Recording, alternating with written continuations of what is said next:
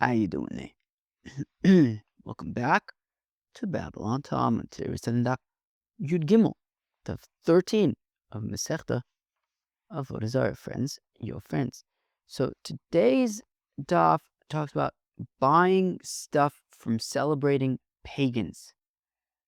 What does that mean? It means that under which circumstances is it permitted to buy from a pagan during a Yom Tov? Meaning, we've of course been talking about for the past 2 weeks or whatever about you can't do business, you can't loan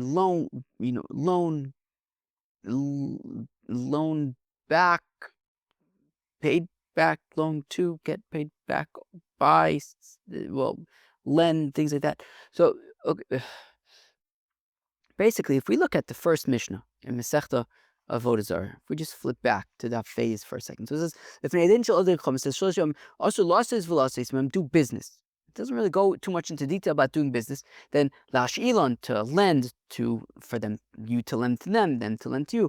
La'alvos, v'lilvosa, right? So whether they're talking about lending objects, whether they're talking about lending money, we're talking about paying back. But interestingly, when it came to also losses velocities, right, doing business, it was actually really selling to them. Really, right? We had talked about, well, if you sell them like a sheep, then they might go and offer the sheep for the Avodah Zarah on their Yom Tif. Or if you sell them the sheep, maybe they will give Shevach Vodaya, say thank you, Adank, for to their Avodah Zarah. However, what about buying from them? So that's actually going to be the topic of today's daf, is buying from Ovdei Kechavim on their Yom Tiv. So without further ado, we are going to start on Daf Yud Beis Amud Beis at the Mishnah, about 5-10 lines from the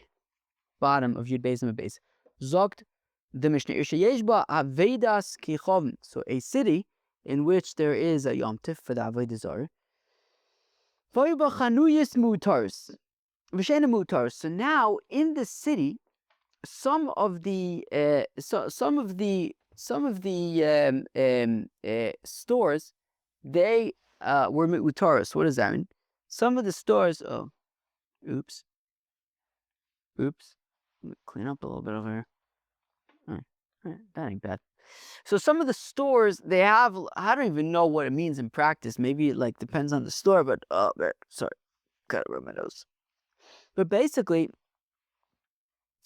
I don't know, if there were like some kind of like flowers and stuff, and the like decorations. How about that? I don't know, maybe like Halloween time, right? Certain people are like, they like decorate this, their houses, their stores, whatever it is. So so if there was this Yom Tov for Avodah Zarah, and some stores were decorated, other stores weren't. Okay.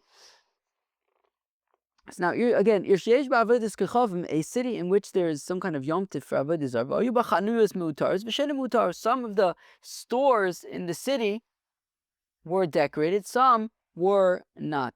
Ze oyo maise bebeis shan, and this take happened in Beis Shan. The rabbi said, "Hamutaris asuris v'shenim mutaris." The decorated stores are problematic. Don't go into those. We're going to talk about it in the Gemara. The stores that are not decorated, they are permitted.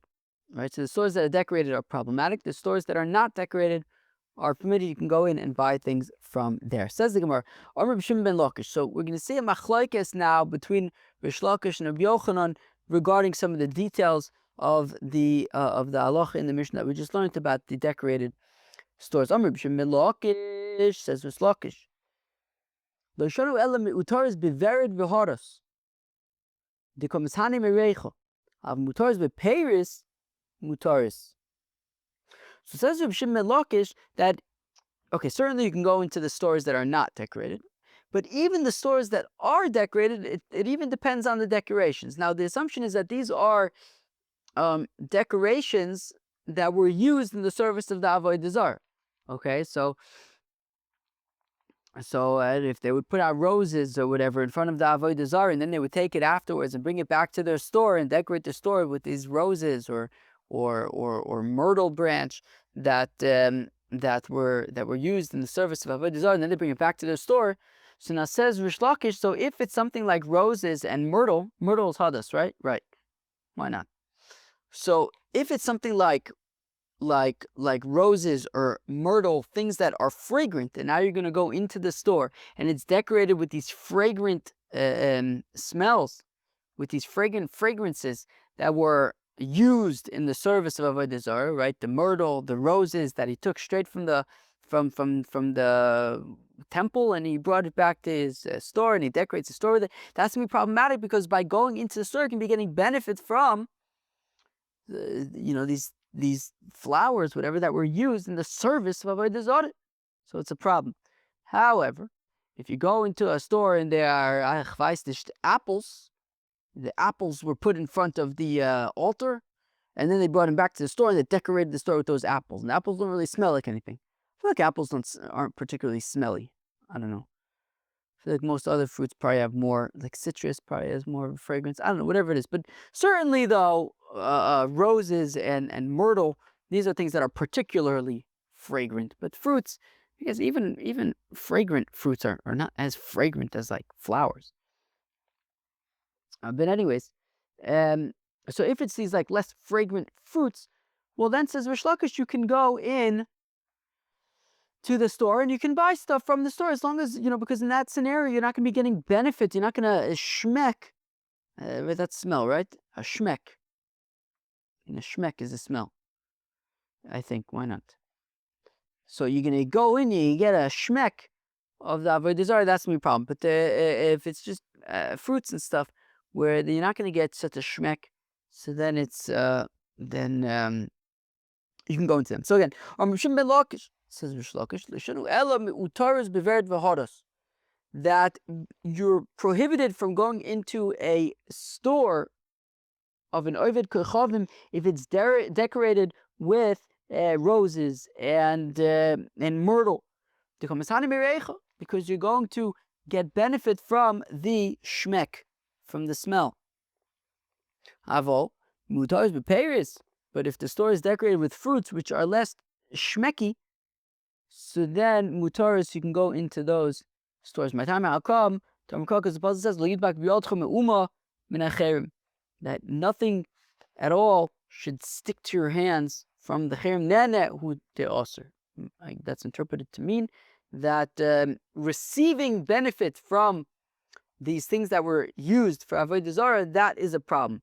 Getting a shmek is a problem. Avol mehane shari, but says Rish Lakish, mehane, what does that mean? Well, it means that if you purchase something from this store and it's a yom tov for the Avodah Zarah, and you're going to pay money to the store owner, who then may be giving a portion of the proceeds to his Avodah Zarah, isn't that a problem?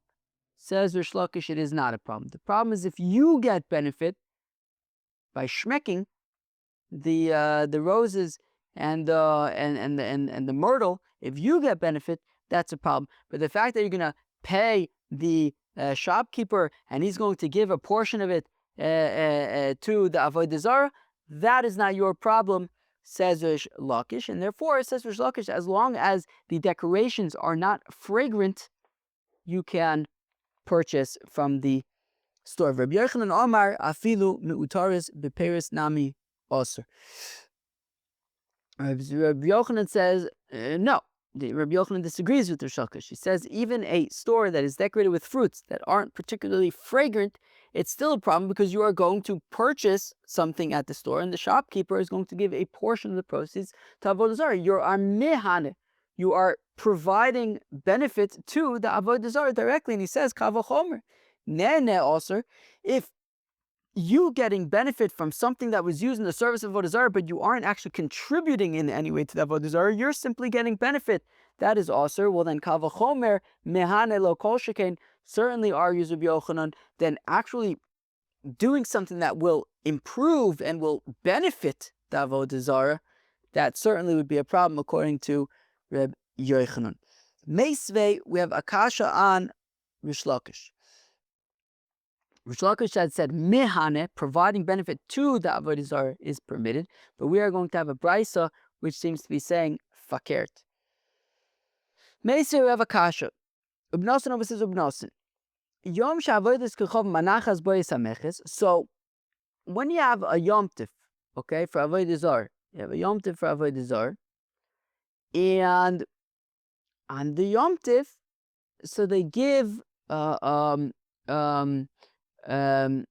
exemptions. They give tax exemptions to people participating in the Yom Tov. It's part of the festivities. Meaning, normally, I guess you'd have to pay some kind of a tax to the that would go towards the local Avodah Zarah or something. But on the Yom Tov for the Avodah Zarah, they would, in the spirit of the day, they would give these breaks or whatever, these tax breaks. What was the word that I just used now? I don't know. Exemptions, these taxes, exemptions, if you were participating in the festivities. So says Reb Nosson, Yom She Avodas Kechov Manachas Bois Hameches, on the day of these Avodas or Yom Tif, where they provide these exemptions to the tax that would go to the Avodah Zarah, so they would announce on these days. I guess the people in charge would announce on the festival, Kol mi shenotel atore v'aniach bereishe v'reish chamere l'chvar Avodas Kechovim, that anybody who takes some kind of a wreath that was used in the service of Avodah Zarah, and then you take this wreath and you put it on your head and on the head of your donkey in honor of the of the Yom Tif, Yanichulos Hameches will be exempted from having to pay any, I guess, sales tax or anything like that would go towards the Avodah Zarah. The Imlab, and anyone who is unwilling to adorn these wreaths. What the heck is going on? There's like so much noise. What's that noise? 1 second. Might just be the air conditioner or something. And anybody who is unwilling to put on these wreaths, so then then you will not get an exemption from the contribution to the Avodah Zarah. Now, now the shaila is, a yid who's over there, what should he do? He's a shtickle stuck. Why is he a shtickle stuck? Well, because there's no good options for him. It's lose-lose. Either he puts on this wreath, and by putting on the wreath, then he would be exempt from paying this tax to the Avodah Zarah, which would be desirable, right? He obviously doesn't want to contribute to the Avodah Zarah. But the thing is, in order to get that exemption and not contribute to the Avodah Zarah, you have to put on this wreath. But the wreath was used for servicing Avodah Zarah, and it is fragrant, and you're going to benefit from the Avodah Zarah. So therefore, you can't put on the wreath. The thing is, by putting on the wreath, you would get this exemption. You wouldn't have to contribute to the Avodah Zarah. But you can't put on the wreath because it's going to be fragrant. And by not putting on the wreath, well, now if anything you buy, you're going to have to contribute. You're going to have to pay a tax that goes to the Avodah Zarah, because they're not going to give you the exemption. To get the exemption, you have to kind of put on this wreath. So they're kind of in a lose-lose scenario. Either put on the wreath and benefit from Avodah Zarah, which is a bad option, or don't put on the wreath, but then have to contribute a tax to the Avodah Zarah, which is also not a good option. So again, so my yaisa. Oh wait, so where am I? No. Okay. Yeah. Okay. So Yudish Nimtza Shamayisa. What does he do? On the one hand, Yaniach Nimtza Nene. If he puts the wreath on, he's going to be getting benefit from the Avodah Zarah. Lo Yaniach Nimtza Mahane. But if he doesn't put on the wreath, then he's going to have to pay tax and benefit the Avodah Zarah. Mikan Amru. So from here, they said, from the fact that there isn't really any kind of good option over here, they say, anybody who does business and buys things from a market of Avodah Zarah during the Yom Tov, if you purchased a animal, well, you're going to have to, we're going to talk about in a second, I think, what that is, but like sever its like nerves and stuff from its leg. Peris, ksus, v'kelim, fruits, clothing, and vessels, your kavu, you have to let them rot. Mos, v'chlei matechos, money and metal, yolichem yam melach, take them to the Dead Sea and chuck them in there. Vezu ikur, what is this ikur thing that you have to do to the animals? Hamanasher parsosel mina arkube ulamata. You like somehow like sever its like, I don't know, nerves or something from the what was the word that they used? From the what was the hak? The hak. What the heck's a hak? What the heck is a hak? From the hak. Maybe that's like the knee or something and below. Okay. So because there's no way to kind of avoid kind of getting involved with the Avodah Zarah in purchasing anything on that Yom Tiv, so basically if you purchase anything, you got to kind of get rid of it. Katone mios, but what do we see from this brisa? What we saw in this brisa is that what was the dilemma of the Yid in this town? The dilemma was either you put on the wreath, in which case you're getting benefit from the Avodah Zarah. Alternatively, don't put on the wreath, but then you're going to have to be mahana. You're going to have to contribute to the Avodah Zarah because you will have no exemption from the tax. You'll have to contribute from the Avodah Zarah, which is also a problem. So we see that contributing to Avodah Zarah is a problem, and therefore it's a question on Rish Lakish, who says that you can be mahane, but this Brisa is saying you cannot be mahane. Omer of Misharshia, Breder of Idi, Kasor of Shimon ben Lakish, Plige, Rabban ole de rib nasin va'ana de amri ki rabbanan de plige ole duru. So it says of Misharshia Breder of Idi that, well, who was the author of this Brisa? If we go back to the third line of the Amud, Yud Gimel Amud Aleph, Reb Nasin Omer Yom Sheh da da da da da. It's the opinion of Reb Nasin. It's the opinion of Reb Nasin. It's the opinion of Reb Nasin. But Rish Lakish would argue the rabbis disagree, right? That the rabbis disagree with Reb Nasin and say that mehane would be permitted. And says Rish Lakish, well, you know, Yochid Rab Malachik Rab, the rabbis disagree with Reb Nasin. They say mahane is aser, mahane is mutter. So I don't know if I said aser, but the Rabban would say mahane is mutter. And says Rish Lakish, I would like the Rabban. Again, Rav Mishasher B'Rav Idi, Kasav Reb Shimon ben Lakish, Pligi Rabban Reb Nasan. That the rabbis argue with Reb Nasan and say mahane is mutter v'ano, and says Rish Lakish, I Dami Rabbanon de Pligi Ale, I hold like the rabbis. We disagree with Reb Nasan. Rabbi Yochanan Sover loy Plige. Whereas Rabbi Yochanan will say, meh, the rabbis agree with Reb Nasan that mahane is osir. V'lo pligi, but is that really the case? That the rabbis agree with Reb Nasan? Is that really the case? That the rabbis agree with Reb Nasan's opinion? V'atani, we're learning a brisa, and in this brisa, this is the opinion of the rabbis. Holchenli ridge l'ovdei kachavim, that you can go to a market of the ovdei kachavim on their Yom Tiv, v'lokchin mehem, and you can purchase from them behema, animals, avodim, ushvachis, batim, v'saros, uchramim, houses, fields, vineyards,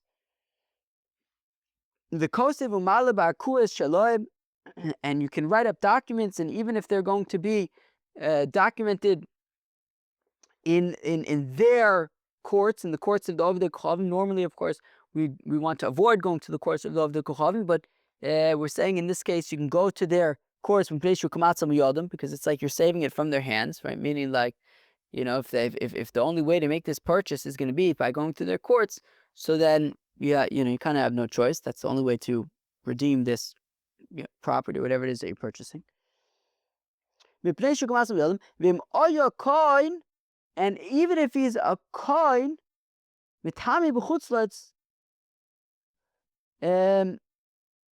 where am I? And if he's a coin, so we had said, I believe we had said the other day, that Which is But anyways, chutz lights is considered to have tuma because the chum there, they might bury people without marking the graves, and you might become, be walking over a unmarked grave and become tummy. So, and we're saying even a kohen would be able to, like, I guess if somehow he needs to go to chutz lights in order to claim some property or something, he'd be allowed to do that. Okay. And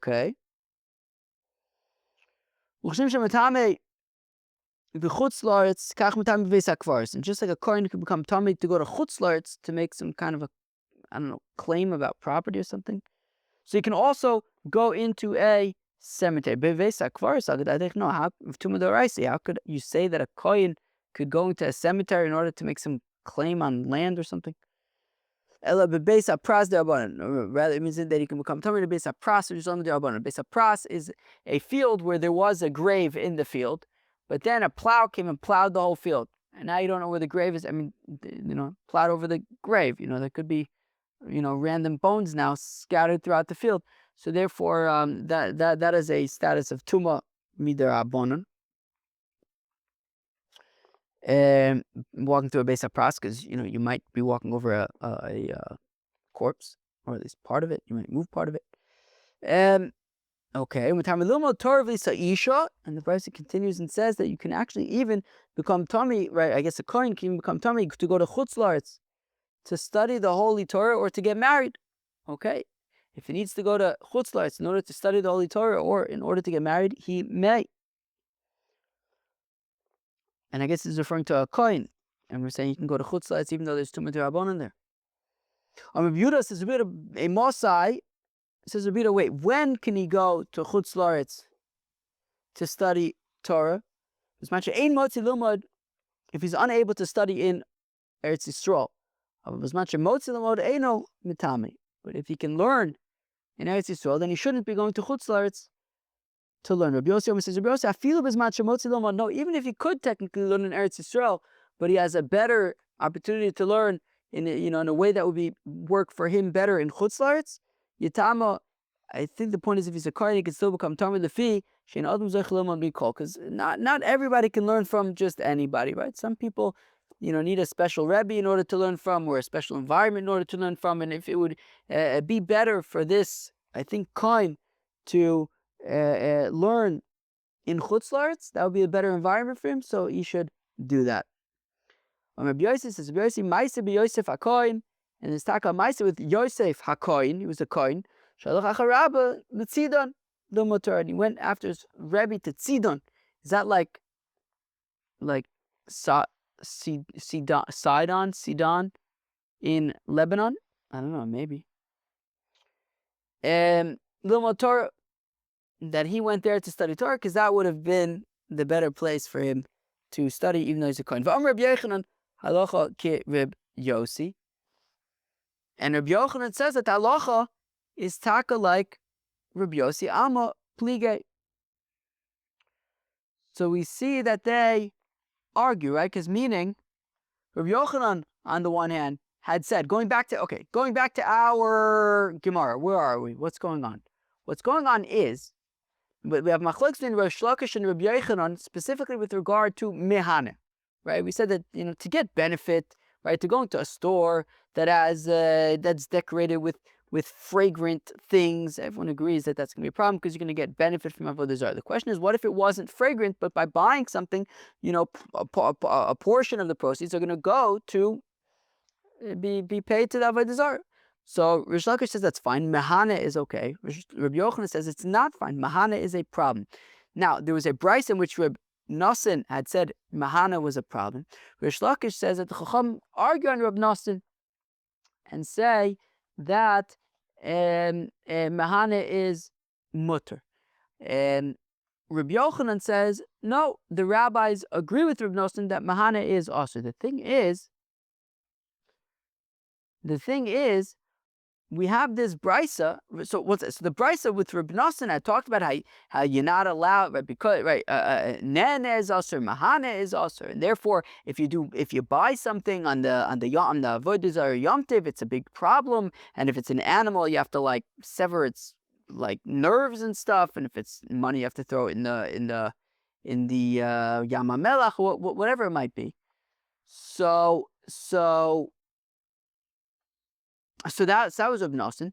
But now we have this other brisa which says no, you can do business with them. You can even write documents in their courts on their Yom Tov.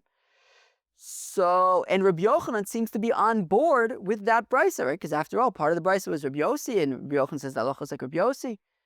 So, and that brisa talks about how you can buy stuff on the Yom Tov. So it seems that the Chachamim disagree with Reb Nosson, and Reb Yochanan recognizes that. He agrees with this brisa, right? He's commenting on the brisa, saying we pass like Reb Yossi. He's like, he seems to be okay with this brisa, and to the extent that he's giving a ruling based on the brisa that we pass like Reb Yossi. So what's the deal, right? So on the one hand, we're saying that Reb Yochanan says that the rabbis agree with Reb Nosson. On the other hand, Reb Yochanan's also accepting this brisa in which the rabbis are disagreeing with Reb Nosson. So answers the Gemara. It's Am Plige. Would respond Lo Plige. No, the rabbis don't disagree with Reb Nosson. I.e., the rabbis agree with Reb Nosson, but context is important. The shachli michsa. It depends. If he's purchasing, right? So Reb Nosson, who says that mehane is also as if you're purchasing from an established merchant who is going to be paying a tax from the proceeds and paying it to the Avodah Zarah. So in that case, Reb Nosson says it's usher, and the Rabbanim would agree with that as well. However, in the Brisa, when it says that you're allowed to buy stuff, right? He's talking about purchasing from just like an unestablished merchant, just a balabais, a homeowner who's selling something. There you can sell, you can buy from him because they're not going to come and collect any taxes from him to go to the Avodah Zarah. Amr Ma'ari said earlier, Behema Te'akar. We saw in the Brisa of Reb Abba that you have to, Reb Nosson. You saw in the Brisa of Reb Nosson, Behema Te'akar, that if you buy this animal, you have to like sever its like nerves. What about the fact that it's like painful for the animal? Amr Abai, Amr Achmana, Abai says, yeah, but the pasuk says, as Susaim Te'akar, that you have to do this to their horses, I guess, in this particular scenario. Okay. We said earlier, Ve'ezri Ikur, and what is this Ikur? Menasher Parsosav Minar Kuba. Ulamata. You like, I don't know, somehow cut its like nerves or tendons or something like that from its hock and down. Somebody just honked.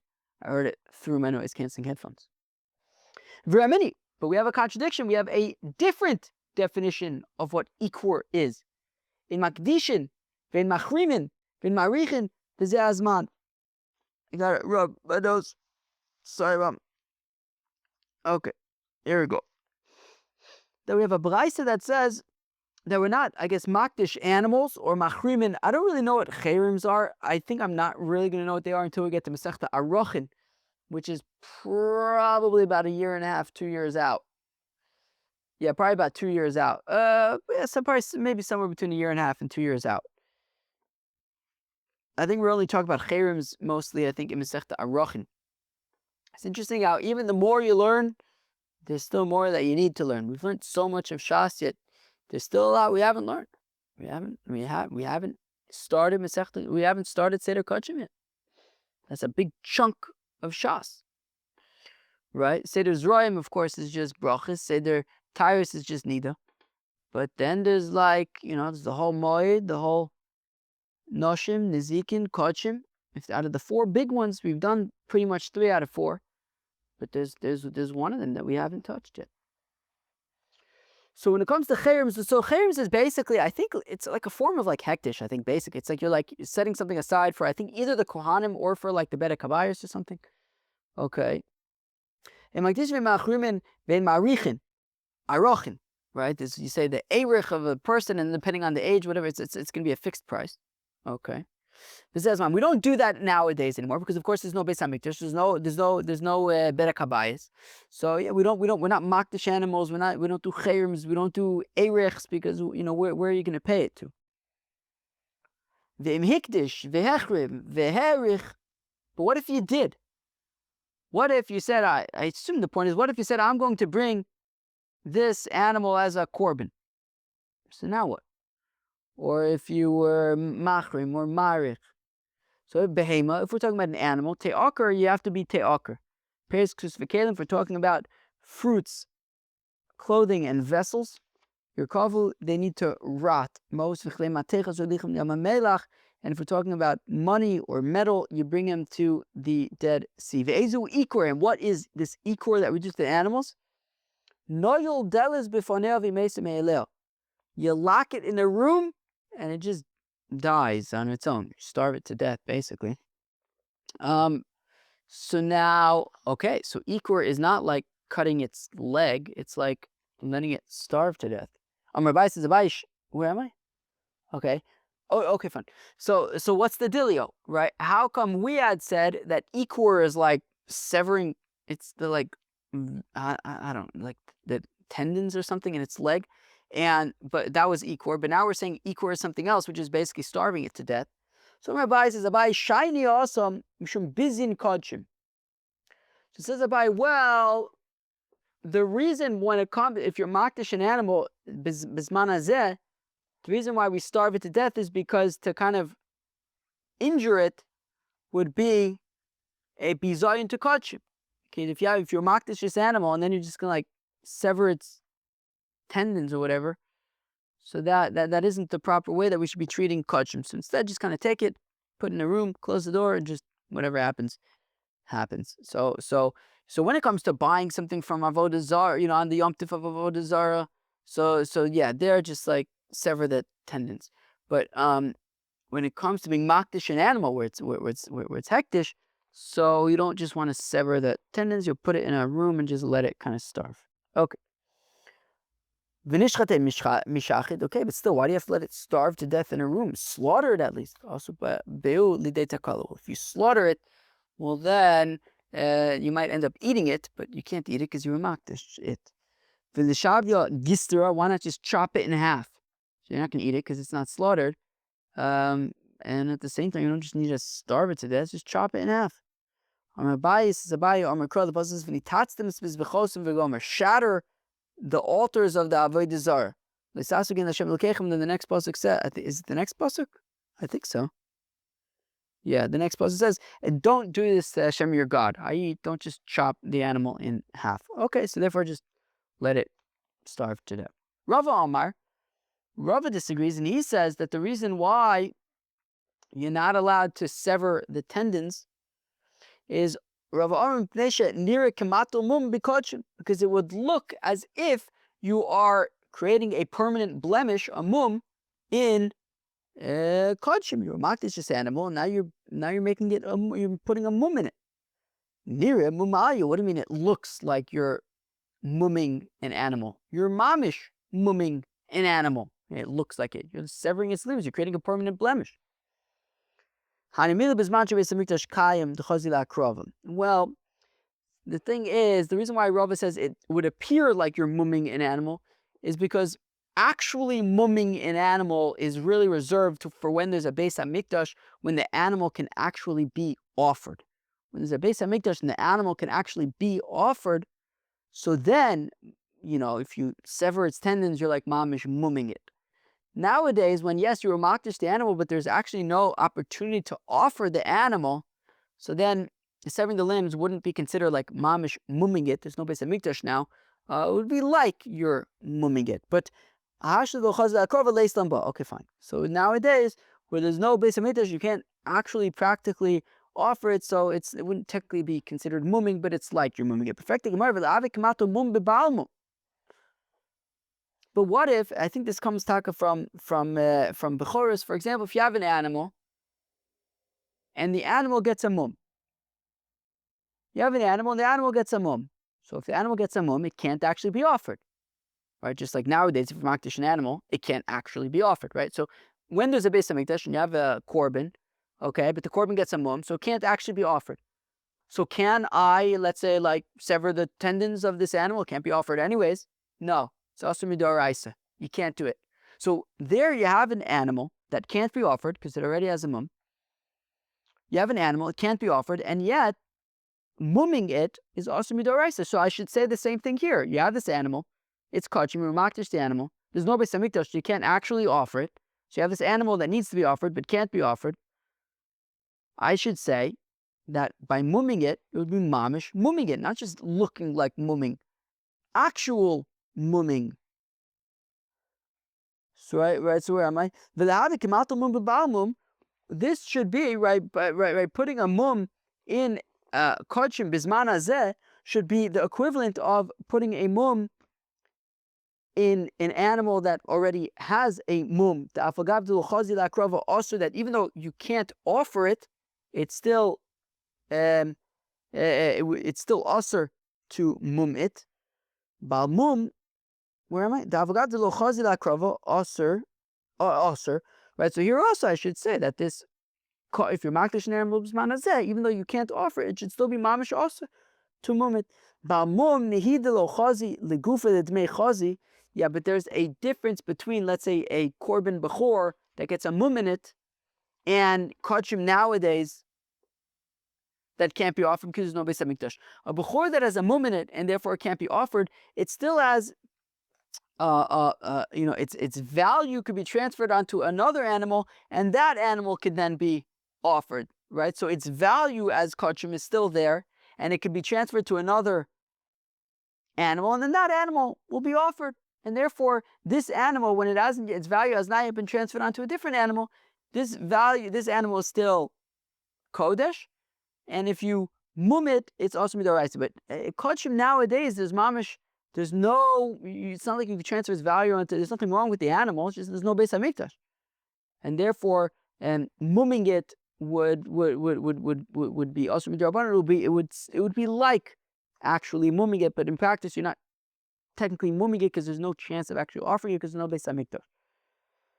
Right, so again, bal mum, when it comes to an animal that has a mum during the time of the beis hamikdash, even though it itself cannot be offered because it has a mum, but the dmei chazi, but it still has value. That value can be transferred onto a different animal, and that animal will be offered. So therefore, you can't mum this animal that already has a mum. You can't add another mum to it. But la'afuke acha, to the exclusion of this case, when there's no beis hamikdash at all, and you're makdish an animal, to lo l'dmei chazi v'lo l'gufei chazi, that you can't offer it itself, because there's no beis hamikdash, but even its value, there's nothing you can do with it. So therefore, in this case, it would be like you're mumming it, but not actually aser midoraisa mumming.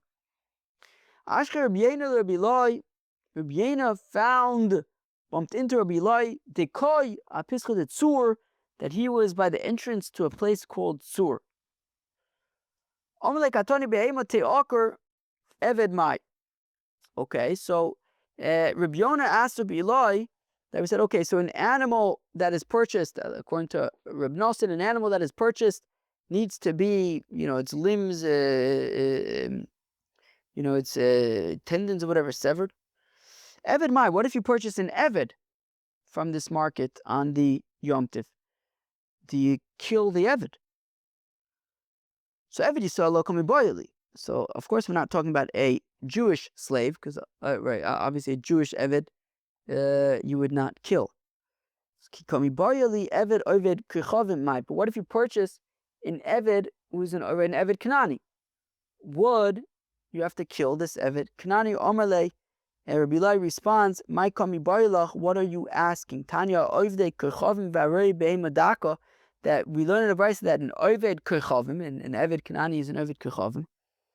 Well, I mean, an Oved Kuchavim, who is an Eved that you are going to purchase, is just a Oved Kuchavim.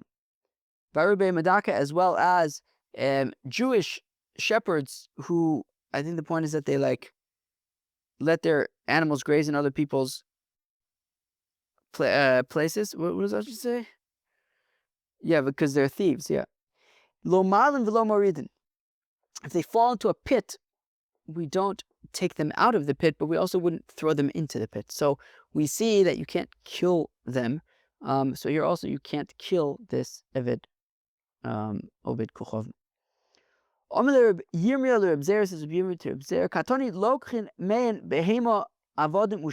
we learned that according to the rabbis, you can purchase from them behema, avodim, ushvachis, Eved Yisrael, Odilma Afilu Eved Oved Kuchovim. We're talking about a Jewish Eved, or even in Eved Oved Kuchovim, you could purchase from them. So Amalei Mistavra Eved Yisrael. So Reb Zera responds that, well, it would make sense to say that a Jewish Eved you can purchase, because the Eved Oved Kuchovim, because if it's an Eved who's an Oved Kuchovim, Lamai Mi Boile. Was I should say, my mitzvah yeshkan dinashrele. What mitzvah are you doing? But if it's an Eved Yisrael, if it's a Jewish slave, so of course you could purchase him to redeem him, get him back. But if it's a Eved Oved Kuchavim, why should you be able to purchase the Eved on this Yom Tiv? Because Ravan Amar Reb Shimon ben Lakish, but when Ravan came, he said the name for Lakish, Afilu Eved Oved Kuchavim. No, even if it's the Eved of even if it's an Oved Kuchavim Eved, he can also be purchased on this Yom Tiv. Because of course, in Eved Kanani, he's like a quasi Yid, right? He's chayv mitzvahs like an Isha, and then if he goes free, he's mamash a Yid. So therefore, because he's going to be machniso tachas kanfei ashchino, so therefore you can purchase the Eved on this Yom Tov. Amar Rashi, or to behema machnis tachas kanfei ashchino. But I don't understand. We're saying avodim as well as animals, for example. Why can you purchase the animals? You're not making the animal Jewish. So elam mishum utayu, rather. The reason why you could purchase the animal from the Oved Kuchavim on his Yom Tov is because better that you should have the animal than he should have the animal. If he has the animal, he might use it to serve as getchke. Better that you should have it and he has less. So also, so it's the same idea here. Also, better that you should have less things, and that this, I guess. Eved should be a Yid, and like all this, there should be less of the Kuchavim, I guess. That's why it's permitted. Rabbi Yaakov Zavin Sandala, Rabbi Yirmiyah Zavin Pita. Rabbi Yaakov purchased a sandal on a particular Yom Tif for the Avodah Zarah, meaning an Avodah Zarah Yom Tif, he purchased a sandal. Okay. Excuse me, Bob. Sorry. Rabbi Yirmiyah Zavin Pita. Rabbi Yirmiyah bought a pita bread. One of them said to the other, Yasma, you orphan. Rashi says, Yasma below das. Like you're a Yasma, you have no das. No, right? Rabcha, Hachi, Avad Rabach, Hachi, would your Rebbe have purchased what you purchased? Remember, Yasma, Avad Rabach, Hachi, to which the other one responded, you, Yasim, you orphan without any knowledge, would your Rebbe have purchased what you purchased? The thing is now, both of them were okay because they had purchased it from a Balabayis who's not going to be paying the tax. But each one thought that the other purchased from a established merchant who would be paying the tax to the Avodah Zarah. But so each one thought that the other one was, purchasing in a not allowed way, but it turned out each one was purchasing in a loud way. The Amar Reb Abba Brei Der Bchia Bar Abba. You could add Amar Reb Yochanan Loshanu Elab Lokeach Min HaTager, that the issue is buying from a established merchant who will be mehane, who's going to pay the tax to the Avodah Zarah. The Shakli Michsa Minet, they're going to take a tax and pay it to the Avodah Zarah. Avav Lokeach Min Balabayis, but from just a regular person, not an official storekeeper, to lo shakli mine michsa, that there's not going to be any tax going to the Avodah Zarah mutter, that would be permitted. Ha'omer Reb Abba Breder Bchia Bar Abba ilmale oya Reb Yochanan hazimna be'asur de koshakli michsa afin ba'abayis ava osir. But didn't Reb Yochanan essentially say that nowadays, if he was around nowadays, and there would be balabayises who are paying the tax to the Ovdei Kuchavim would be a problem. To Avodah Zarah would be a problem. Okay, so the question was, how did these rabbis, Rabbi Yirmiyah and was it Rabbi Yaakov? How could they buy these things? Because apparently nowadays even the regular balabayises are paying the Avodah Zarah. But I guess they bought from unestablished balabatim, and nobody was coming to collect anything for Avodah Zarah from them, and therefore it was okay. That was Daf Yud Gimel of Masechta Avodah Zarah. We b'esim talked about buying stuff from Ovdei Kochavim on their Yom Tov. We saw Machlekes Rish Lakish and Rabbi Yochanan. Everyone agrees that if you're going to get benefit from the Avodah Zarah when you're making your purchase, that's a problem. What if you are not going to get benefit? Right, for example, it's decorated, but like with fruits, where you're not smelling anything fragrant from the Avodah Zarah, but by paying, part of that is going to go to the Avodah Zarah itself. Rish Lakish says that's fine. Rabbi Yochanan says it is not fine. And it seems, I guess from the conclusion of the Gemara, it seems it's probably not a good thing to be mahane the Avodah Zarah piece.